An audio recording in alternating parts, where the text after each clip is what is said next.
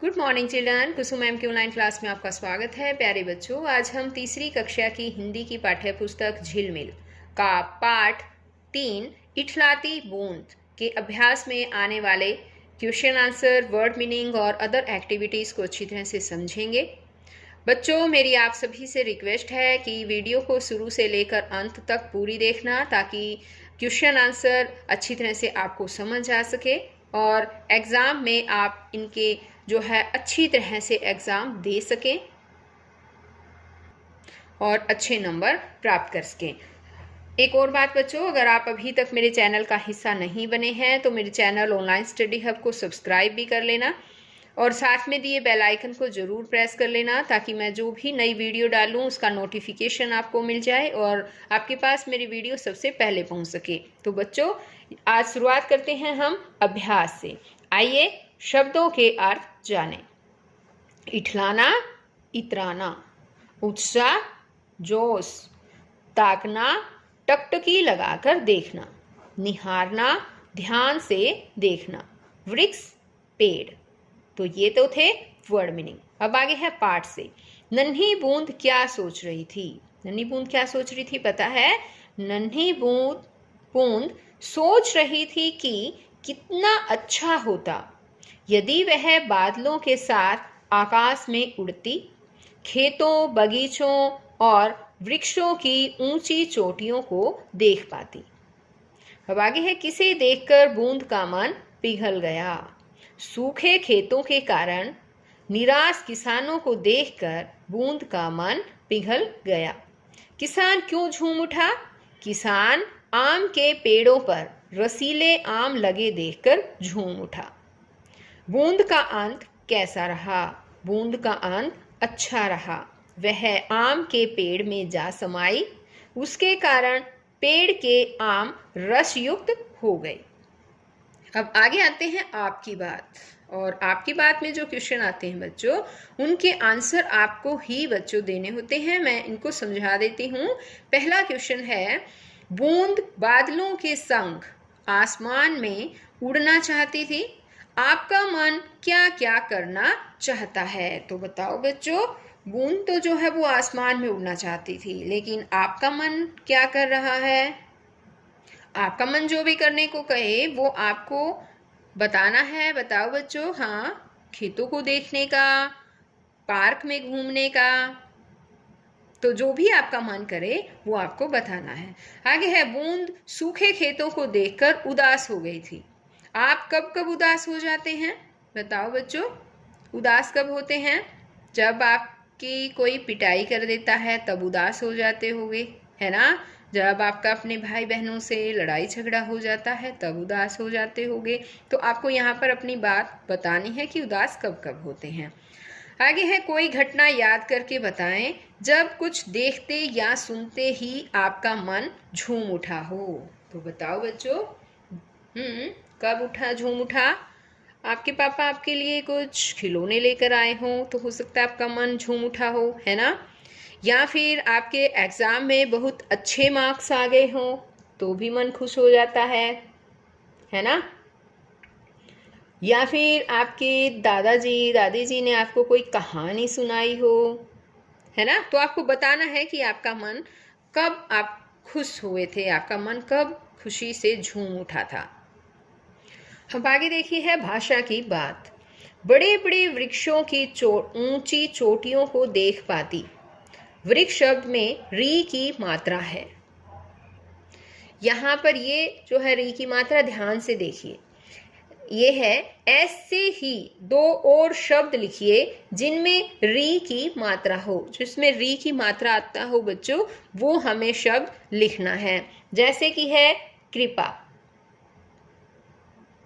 कृपा में जो है वो री की मात्रा यहाँ पर ये आती है। इसी तरह से हम और भी लिख सकते हैं, जैसे हैं श्रृंगार, ऐसे होता है, ऐसे। ये देखिए, श्रृंगार में जो है वो भी इस तरह से ही श्री री की मात्रा आती है। आगे, मेज पर आम की टोकरी रखी है। मेज पर आम की टोकरियां रखी हैं, क्या अंतर है इनमें बताओ? यहाँ पर ऊपर में तो दिया गया टोकरी रखी है, यानी कि एक टोकरी है। और दूसरे सेंटेंस में है कि मेज पर आम की टोकरियां रखी हैं, टोकरियां, यानी कि एक से ज्यादा टोकरी हैं, इसलिए यहाँ टोकरी का टोकरिया बन गया। यानी ये एक वचन और उसका टोकरी एक वचन और उसका बहुवचन बन जाएगा टोकरियां।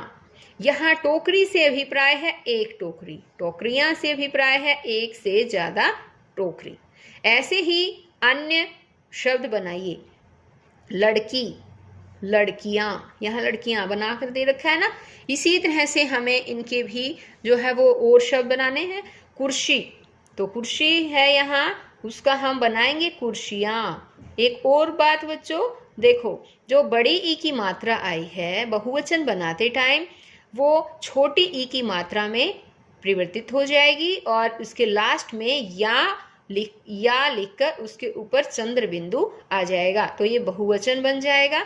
इसी तरह से आया है कुर्सी, कुर्सियां। लड़की, लड़कियां, क्या लिखें, सॉरी लकड़ी, लकड़ी है ये, लकड़ी, लकड़ियां, तो हम कैसे लिखेंगे, लकड़ियां, लकड़ियां। अब है जैसे कि चोटी, चोटी का क्या होगा, चोटियां, तो टी जो है वो टी के छोटी की मात्रा लगा देंगे और या पर चंद्र बिंदु। अब है रोटी, रोटी का क्या बनेगा, रोटियां, बनाकर बताओ मुझे। हाँ, ऐसे लिखेंगे। बोरी, बोरियां, कैसे लिखेंगे हम, अभी मैंने बताया।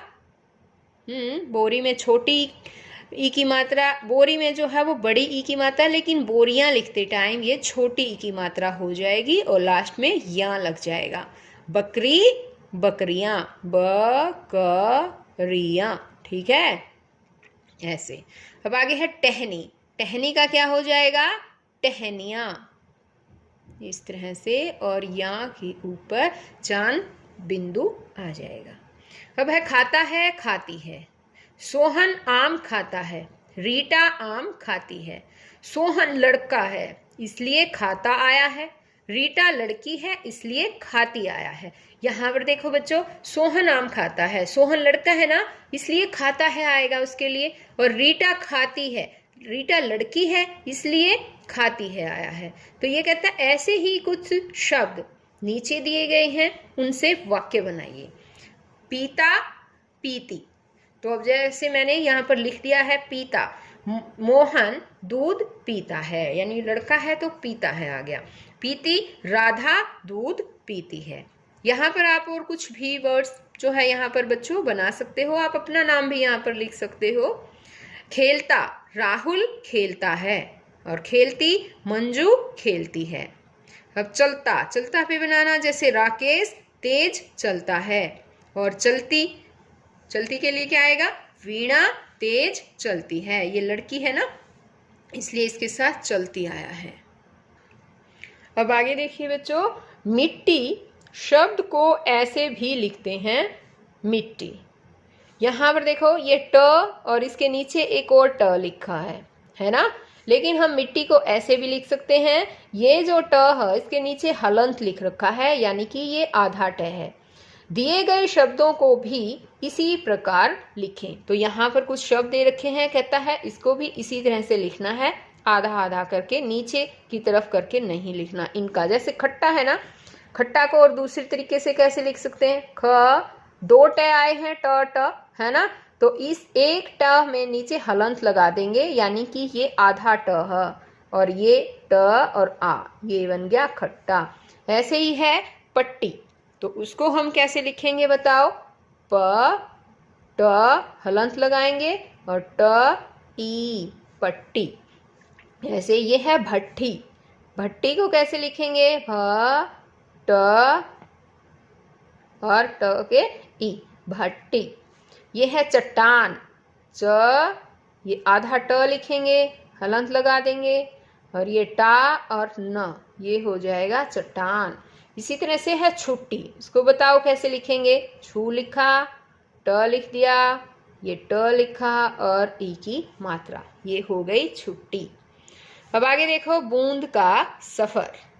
नीचे बूंद की यात्रा दिखाई गई है, उसके पड़ावों का सही क्रम लिखें। यहाँ पर देखो बच्चों, नीचे कुछ तस्वीर दे रखी है आपको। ये क्या है पता है? ये देखो, इन पे बूंद है, ये बूंद है ना। और इस बूंद की जो है यात्रा दी गई है कि सबसे पहले कैसे ये आएगी और किस तरह से आम के अंदर ये जाएगी और किस तरह से क्या होगा। तो सबसे पहले बूंद कहाँ थी बताओ? बहते हुए पानी में बूंद थी, है ना। तो ये जो है ऑप्शन आएगा हमारा एक, बहता हुआ पानी ये है ना। तो ये पहले यहाँ से बूंद जो है, यानी इस पानी के ऊपर धूप गिरी और धूप के गिरने से पानी गर्म होकर भाप बनकर ऊपर उठा पानी, और ये एक बूंद बन गई और बूंद ऊपर आसमान में चली गई, है ना। पानी भाप बनी है। अब यहाँ पर भाप बनकर जाना कहाँ पर है बताओ? इस तस्वीर को ध्यान से देखो। हाँ, भाप पर जाना कहाँ है? ये यहाँ पर, ठीक है। तो ये आएगा हमारा दूसरा पार्ट। पानी का भाप बना, भाप बनकर पानी कहाँ गया? बादलों में, ठीक है। पानी बादल बन जाता है, फिर ये आएगा हमारा तीसरा यहाँ पर। अब इसके बाद क्या होगा? बूंद जो है वो जड़ में गिरी, है ना। बूंद यहाँ पर एक पेड़ की जड़ में गिरी, ये चौथे नंबर पर। और उसके बाद जड़ से जाकर वो टहनी से होकर कहाँ पर गई बताओ? शाबाश बोलो, कहाँ गई थी? आम में प्रवेश कर गई थी। तो ये हमारी पांचवी जो है इसकी यात्रा है। और लास्ट में क्या हुआ बताओ? बच्चे द्वारा आम खाया गया और उसमें जो है रस के रूप में वो बूंद निकली बाहर, है ना। तो ये हमारी इसकी जो है बूंद की यात्रा है, छठी यात्रा। तो इस तरह से बूंद की यात्रा यहाँ पर संपन्न होती है।